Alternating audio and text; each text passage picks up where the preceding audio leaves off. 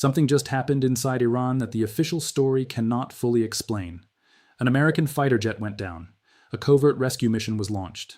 And now Iran is claiming the whole thing was a cover for one of the most audacious heists in modern military history, a raid to physically seize hundreds of kilograms of enriched uranium from a secret underground facility.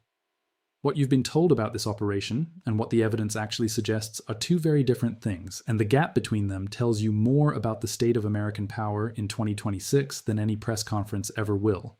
To understand why this moment matters so deeply, you have to go back further than April. You have to go back to the summer of 2025, when the Trump administration did something no American president had done since the Cold War. In June 2025, President Trump ordered B-2 stealth bombers loaded with the most powerful bunker-busting weapons in the U.S. arsenal to strike Iran's subterranean nuclear facilities at Fordow and Natanz. A submarine launched cruise missiles at Isfahan simultaneously. Trump went on camera and declared that Operation Midnight Hammer had completely and totally obliterated Iran's nuclear enrichment program. The celebration was short-lived. A classified assessment from the Defense Intelligence Agency, later leaked and reported by the New York Times, told a different story. The bombs had sealed the entrances to at least 2 major sites, but they had not collapsed the underground buildings themselves. Iran's nuclear program, according to U.S. intelligence's own analysis, had been set back by a matter of months. Not years, not permanently, just months. By early 2026, a senior American official was privately telling reporters that Tehran might be just 1 week away from acquiring the materials needed for a functional nuclear device. 1 week. After the most expensive air campaign America had launched against a single country in decades. That failure of outcome didn't just create pressure, it created panic at the highest levels of the U.S. government. By February 2026, diplomacy had collapsed. Nuclear negotiations between Washington and Tehran had stalled completely, and on February 27, 2026, traveling aboard Air Force One to Corpus Christi, Texas, President Trump gave the order. At 9:45 a.m. Tehran time on February 28, 2026, the sky over Iran lit up. The United States and Israel launched Operation Epic Fury and Operation Roaring Lion simultaneously, the most significant joint U.S.-Israeli military action in recorded history. In just the first 12 hours, American forces alone carried out 900 strikes against Iranian targets. 200 Israeli Air Force aircraft dropped more than 550 munitions across Iran in a single day, hitting missile launchers, air defense systems, nuclear infrastructure, military airfields, and senior regime leadership. Iran's supreme leader, Ayatollah Ali Khamenei, was killed in an airstrike on his offices in Tehran. Iran responded with Operation True Promise 4, firing more than 1,000 missiles and drones at U.S. military bases, Israeli territory, and Gulf allied assets within days. And on March 2, 2026, an IRGC commander made an announcement that reverberated through every energy market on Earth.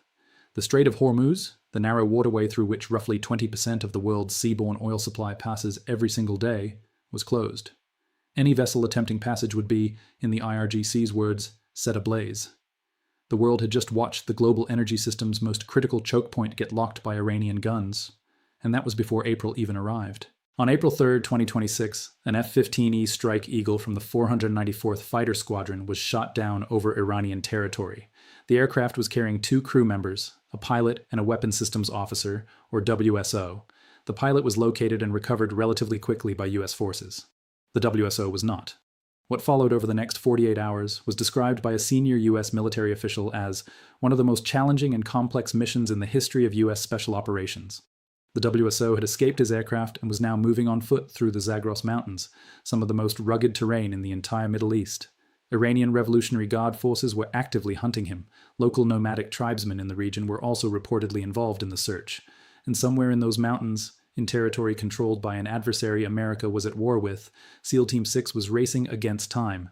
The scale of the response was staggering. 155 aircraft were deployed. The U.S. military actually constructed an improvised forward airfield, a full forward arming and refueling point, deep inside Iranian territory just to support this operation. Marines had practiced building exactly this kind of structure in desert training environments. Now they were doing it for real, in hostile mountains, surrounded by enemy forces. On April 5th, the WSO was recovered alive with a sprained ankle. No American servicemen were reported killed. Trump went public with the news, calling it a daring search and rescue operation. And for about 24 hours it looked like a clean American victory narrative. Then Iran spoke. Iran's foreign ministry didn't just dispute the timeline. It didn't just question the details. It leveled an accusation so specific and so structurally serious that Western defense analysts couldn't simply dismiss it. Iran alleged that the United States had deployed more than 70 aircraft for this operation, including heavy C-130 transport planes that have absolutely no function in a standard two-man rescue mission. The claim, those aircraft weren't there to recover a downed airman. They were there to physically extract 440 kilograms of uranium enriched to 60% from a concealed facility in the Isfahan region. The alleged target wasn't a man hiding in the mountains, it was Iran's most sensitive nuclear material. The geographic argument Iran made is the part that defense analysts found hardest to wave away. The reported location where the American WSO was supposedly located, in Kogiluya and Boyar Ahmad province, sits a significant distance from the area where Iranian officials say US forces actually attempted to land their assets in central Iran. Not a few kilometers off, hundreds of kilometers, according to Iranian sources. Iran's foreign ministry stated flatly, "The possibility that this was a deception operation to steal enriched uranium should not be ignored at all." Iranian state media called it Tabas II, a direct and deliberate reference to Operation Eagle Claw, the catastrophic 1980 American hostage rescue attempt in the Iranian desert at Tabas that ended with US helicopters burning in the sand and 8 American servicemen dead. Iran was not being subtle about what it was implying. It was saying that America, for the second time in history on Iranian soil, had walked into a disaster of its own making. Iran's military claimed several US aircraft were forced to make emergency landings in southern Isfahan province after being hit.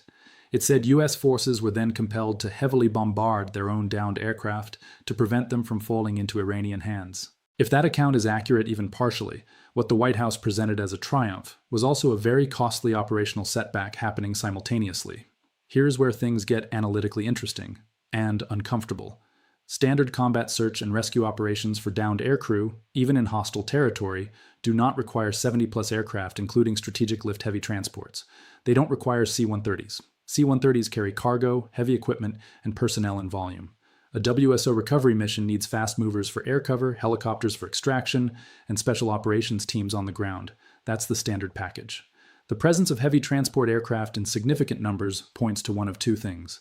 Either the mission was genuinely multi-objective from the beginning, and the rescue element provided political and operational cover for a secondary objective, or the US military deployed an inexplicably oversized logistics train for a two-man personnel recovery. Neither explanation is comfortable for Washington. Reports suggest Israeli intelligence and tactical support played an active role in the operation as well. Israeli officials confirmed that IDF assets targeted Iranian positions specifically to disrupt Iranian efforts to locate the WSO. That level of Israeli integration in what was presented purely as an American search and rescue mission raises its own questions about the actual scope of the operation's design, and then there is the intelligence dimension. Any operation of this complexity, covert insertion into hostile territory against a hardened nuclear program, requires near-perfect intelligence about defensive posture, response protocols, and the operational window. The possibility that Iran had advanced knowledge of at least some of the mission's parameters cannot be dismissed. Iran's response was swift and organized, and its air defense systems engaged US aircraft at multiple points. Iran has sophisticated strategic partners. China has maintained deep intelligence relationships with Tehran for years. Russia has its own presence in the regional intelligence architecture. In a conflict of this magnitude, information does not flow in only one direction. Step back from the operational details and look at the broader picture, because that's where the real story lives. Operation Midnight Hammer in June 2025 was sold as a decisive blow against Iran's nuclear capability. The DIA's own assessment showed it wasn't. Operation Epic Fury in February 2026 was the largest US-Israeli joint military action in history, reportedly achieving regime decapitation with Khamenei killed. Yet Iran's nuclear material remained largely where it was, its enrichment infrastructure partially intact underground, and the IRGC functional enough to close the Strait of Hormuz and sustain a campaign of missile and drone strikes. Now comes an alleged covert extraction attempt in April 2026 that Iran claims it completely foiled. Each successive operation is larger and more ambitious than the last, and each time, the gap between stated objective and achieved outcome appears to widen. There's a pattern in American strategic overreach that historians have documented across decades. The ambition of the objective outpaces the capacity of the means available to achieve it. The timeline gets driven by political deadlines, Easter announcements, news cycles, election windows, rather than operational readiness. And when the operation falls short, the institutional pressure to try again immediately, harder and bigger, becomes almost impossible to resist. That's the trap. And once a country is inside it, escaping requires a different kind of political courage than most administrations possess. The push for a follow-up operation, described by analysts as potentially more aggressive than anything attempted so far, is reportedly being actively discussed. But here's the structural problem with that logic. A second attempt, or a third, faces the same vulnerabilities that the previous ones did, and Iran will not be less prepared. Iranian situational awareness, bolstered by its strategic partnerships with Beijing and Moscow, is likely to be higher with every iteration. The element of surprise, already thin, disappears entirely. You cannot understand the full weight of this moment without understanding how the countries watching it from the outside are recalibrating. In the Gulf, Saudi Arabia, the UAE, Qatar, Bahrain, governments that built their entire security architecture around American military guarantees, are running quiet internal assessments right now. These are states that made enormous bets, economic, diplomatic, and strategic, on the assumption that American power in the region is reliable and durable.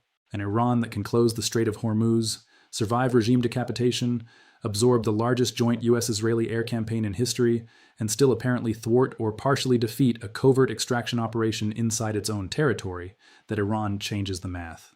And the conclusions Gulf governments draw from that math over the next 6 to 12 months will reshape the strategic map of the Middle East more fundamentally than any single airstrike ever could. In Beijing, the response has been notably candid. Chinese officials have maintained open and vocal support for Iran's position throughout this confrontation. China's gold accumulation, which has accelerated throughout this crisis period, reflects a deliberate long-term hedge against dollar dominance. Gold was trading above 5,180 per ounce as recently as late February 2026. Markets don't move like that on noise. They move like that when the people managing serious money genuinely believe that the underlying architecture of global financial stability is under structural pressure. European governments have been watching the US weaponization of the dollar system, most visibly demonstrated through the freezing of Russian sovereign assets, and drawing their own quiet conclusions about the reliability of institutions holding their reserves. The competitor transcript's reference to European gold repatriation reflects a broader anxiety in allied capitals. If Washington is willing to use financial infrastructure as a weapon against a major economy, what assurances exist that allied assets are categorically safe? The answer increasingly appears to be insufficient. Every serious analyst working this problem right now is running through the same basic decision tree. There are 3 realistic scenarios, and none of them are clean. The first is escalation. The political pressure inside both Washington and Jerusalem to demonstrate that the failed or partially failed operations were not the final word is intense. A follow-up operation, potentially targeting different objectives or using a different operational approach, is reportedly under active consideration. The argument for it is psychologically compelling. A second failure is unthinkable, therefore the second attempt must be designed to succeed. The problem is that this argument assumes the conditions leading to previous shortfalls have been corrected. There is very little evidence they have, and Iran's Iranian defensive posture, its intelligence relationships, and its demonstrated willingness to absorb enormous punishment without capitulating suggests that escalation carries severe and compounding risks. The second path is a negotiated off-ramp. This exists, but it is narrow and politically brutal for both sides. It would require Iran to accept constraints on its nuclear program that it has publicly and repeatedly rejected. It would require the Trump administration to accept that military victory, regime change, or forced disarmament is not achievable in any near-term timeframe, a concession that would land like a political grenade domestically.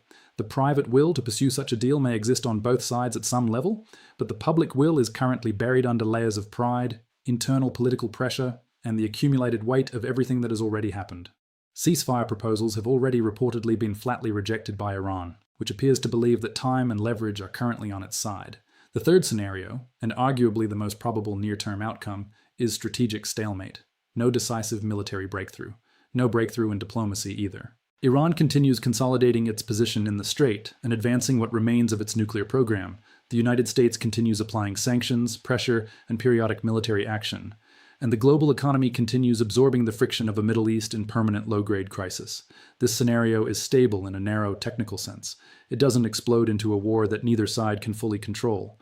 But it has costs, economic costs, strategic costs, credibility costs, that accumulate quietly and compound over time in ways that are very difficult to reverse once they've set.